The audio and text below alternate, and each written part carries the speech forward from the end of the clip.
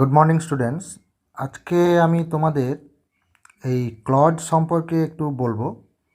তো তোমরা দেখো একটা জিনিস, আমি কতগুলো জিনিস এখানে লিখে রেখেছি, তো তোমাদের বুঝতে সুবিধা হবে বলে। দেখো, ক্লজ মানে হচ্ছে বাক্যাংশ।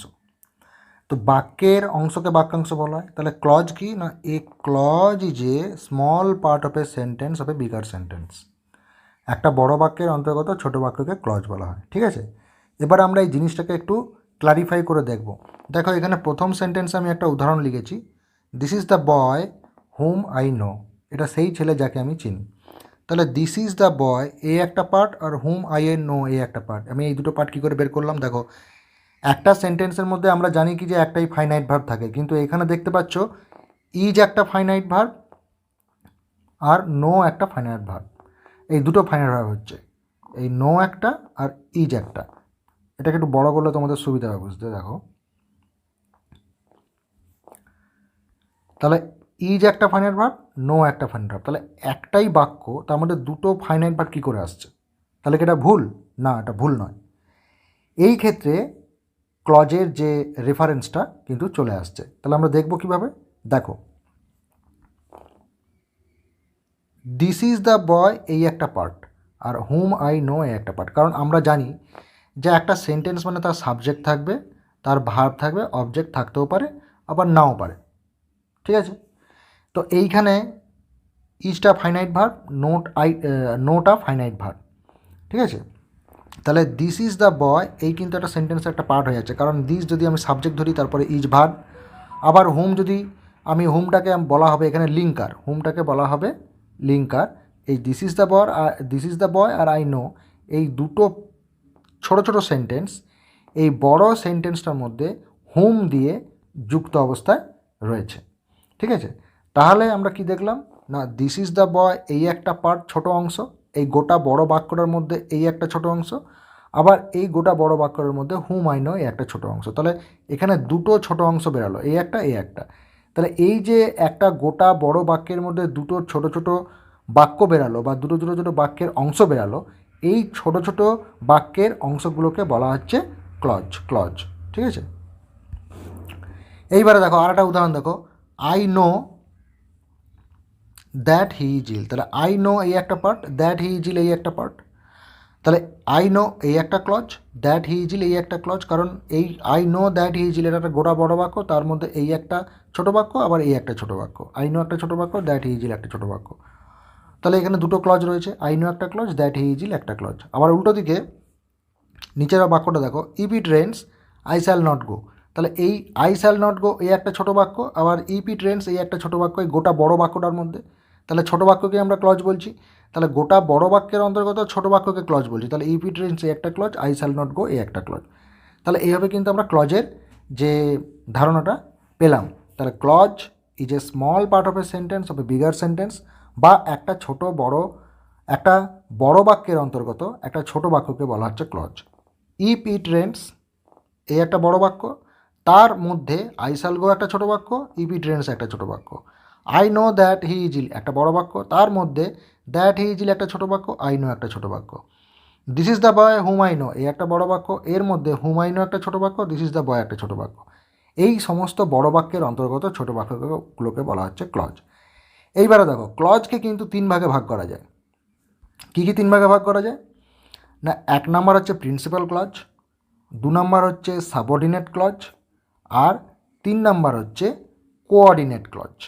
এই কোঅর্ডিনেট ক্লজ, এবার প্রত্যেকটা ক্লজের সম্পর্কে আমরা আসছি। প্রথমে দেখব আমরা প্রিন্সিপাল ক্লজ। প্রিন্সিপাল ক্লজ দেখতে গেলে আমাদের কিন্তু এই বাক্যটাকে পর্যালোচনা করতে হবে। He said that he is ill. তাহলে হি সেড এই গোটা বড় বাক্যের অন্তর্গত হি সেড এই একটা ছোট বাক্য, দ্যাট হি ওয়াজ ইল এই একটা ছোট বাক্য।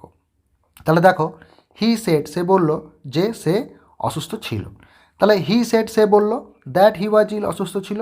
তাহলে আমি যদি শুধু দ্যাট হি ওয়াজ ইল এইটুকু অংশ বলি, আর কোনো অংশই বললাম না, তাহলে কিন্তু এই বাক্যটা কিন্তু অসম্পূর্ণ, ইনকমপ্লিট বাক্য কিন্তু ইনকমপ্লিট। কিন্তু আমি যদি বলি হি সেড দিয়ে আমি একটা ইট দিয়ে দিলাম, দ্যাট হি ওয়াজ ইল ইজিক্যাল টু ইট যদি ধরি, তাহলে হি সেড ইট, এটা কিন্তু একটা কমপ্লিট বাক্য। সেই জন্য হি সেড যেহেতু এটা কমপ্লিট বাক্য, সেই জন্য এটাকে বলা হবে প্রিন্সিপাল ক্লজ। আর দ্যাট হি ওয়াজ ইল যেহেতু এটা বাক্য হওয়া সত্ত্বেও এটা কমপ্লিট নয়, অন্য আরও কিছু মানের প্রয়োজন হচ্ছে কমপ্লিট হওয়ার জন্য, সেই জন্য এটাকে বলা হবে সাবঅর্ডিনেট ক্লজ। প্রিন্সিপাল ক্লজ মানে হচ্ছে প্রধান বাক্যাংশ, আর সাবঅর্ডিনেট ক্লজ মানে হচ্ছে অপ্রধান খণ্ড বাক্যাংশ। আর কোঅর্ডিনেট ক্লজটা কি না, কোঅর্ডিনেট ক্লজের উদাহরণটা দেখো এখানে তোমরা দেখতে পাচ্ছ, the boy is honest and I know it. তাহলে দ্য বয় ইজ অনেস্ট এই একটা সম্পূর্ণ বাক্য, যার কোনো মানে ইনকমপ্লিট নয়। আবার আই নো ইট এই একটা সম্পূর্ণ বাক্য, যারও মানে কোনো ইনকমপ্লিট নয়। তাহলে এই দুটো ছোটো ছোটো বাক্য একটা বড় বাক্যের মধ্যে অ্যান্ড দিয়ে যুক্ত হয়েছে, এবং দুটো ছোটো বাক্যেরই মানে কিন্তু সম্পূর্ণ কমপ্লিট, ইনকমপ্লিট নয়। তাহলে এই প্রত্যেকটা ছোটো ছোটো বাক্যকে বলা হবে কোঅর্ডিনেট ক্লজ।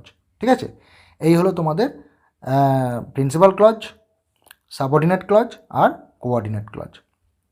এরপরে সাবঅর্ডিনেট ক্লজের আমি আরেকটা উদাহরণ দিচ্ছি, দেখো এখানে বলছি this is the pen which I bought.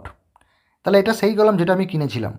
তাহলে দেখো দিস ইজ দ্য পেন এই একটা ছোটো বাক্য, আবার হুইচ আই বট এই একটা ছোটো বাক্য, এবং এই ছোটো বাক্যটা এই বড় বাক্যের অন্তর্গত। সেই জন্য এই ছোটো ছোটো বাক্যগুলোকে বলা হচ্ছে ক্লজ, এবং যার মধ্যে আমরা যদি বিশ্লেষণ করি, তাহলে দিস ইজ দ্য পেন এটা সেই পেনটা, হুইচ আই বট যেটা আমি কিনেছিলাম। তাহলে আমি কোনো কিছুই বললাম না, শুধু বললাম যেটা আমি কিনেছিলাম। বাক্যটা বাক্য হলেও এটা কিন্তু অসম্পূর্ণ, সেই জন্য এটাকে বলা হবে সাবঅর্ডিনেট ক্লজ। আর দিস ইজ দ্য পেন এটা সেই পেনটা, এটা বাক্য হলেও এটা কিন্তু সম্পূর্ণ হচ্ছে প্রায়, সেই জন্য এটাকে বলা হবে প্রিন্সিপাল ক্লজ। ঠিক আছে, এই এরপরে দেখো আমরা আজকে নাউন ক্লজ নিয়ে আলোচনা করব। নাউন ক্লজ নিয়ে আলোচনা করব বলতে গেলে সাবঅর্ডিনেট ক্লজকে আবার কিন্তু তিন ভাগে ভাগ করা যায়। সাবঅর্ডিনেট ক্লজকে তিন ভাগে ভাগ করা যায়, একটা হচ্ছে নাউন ক্লজ, একটা হচ্ছে অ্যাডজেক্টিভ ক্লজ, আর একটা হচ্ছে অ্যাডভার্বিয়াল ক্লজ। আমরা আজকে শুধুমাত্র নাউন ক্লজ নিয়ে আলোচনা করব। ঠিক আছে, এবার দেখো নাউন ক্লজকে কিন্তু আমরা অনেক রকমভাবে ভাগ করতে পারি।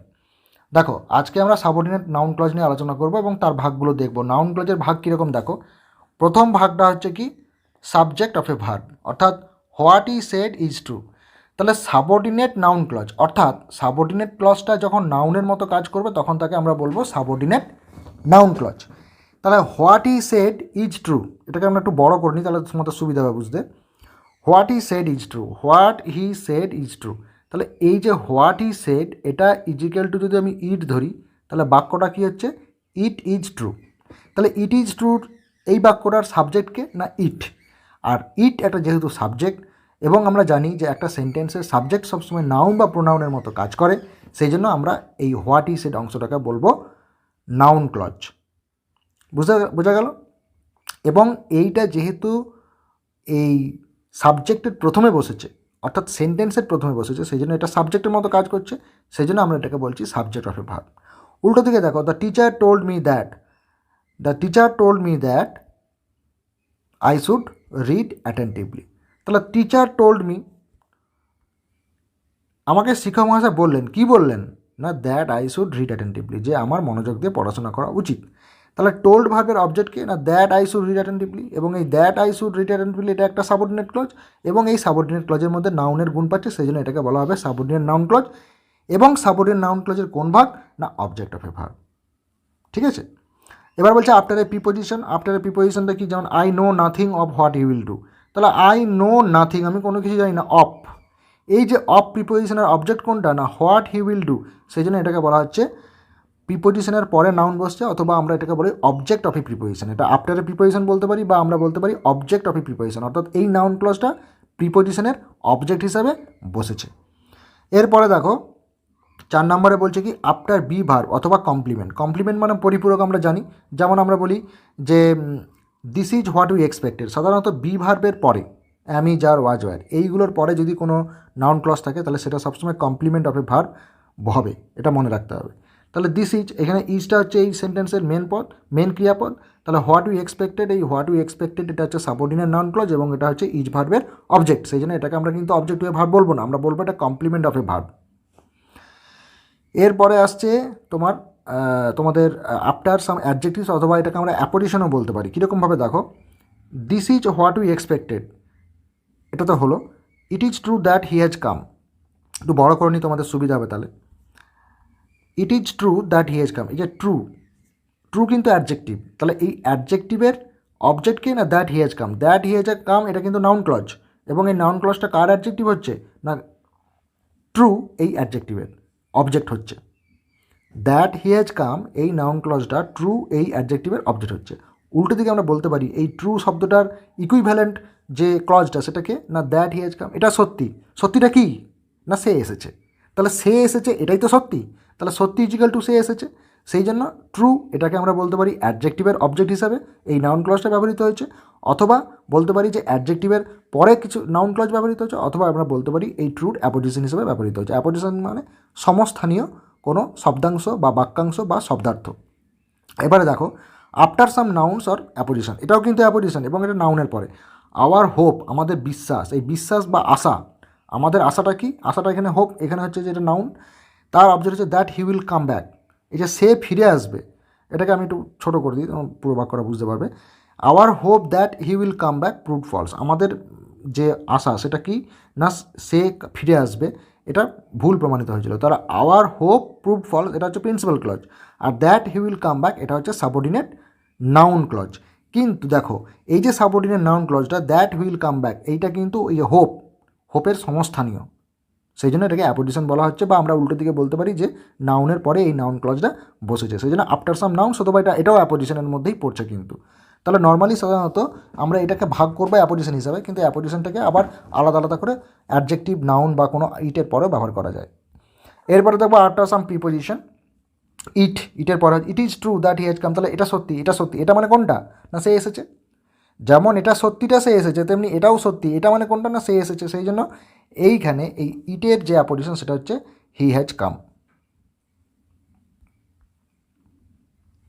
তোমাদের আজকে এই অবধি পড়া থাকবে, আমি ক্লাসটা তোমাদের একটু বোঝানোর চেষ্টা করলাম, তোমরা একটু দেখবে এবং তোমাদের বইতেও তোমরা দেখবে, তোমাদের বই 124, 25, 26, 27 এরকম পাতায় থাকবে, আর আমি তোমাদের নিচে ওই নাউন ক্লজের যে এক্সারসাইজগুলো পড়া দেবো আমি সেটা নিচে লিখে দেবো। তো ঠিক আছে, আজকে এই পর্যন্তই, আমরা পরের ডেটে আবার বাকি ক্লজগুলো নিয়ে আলোচনা করব। ঠিক আছে।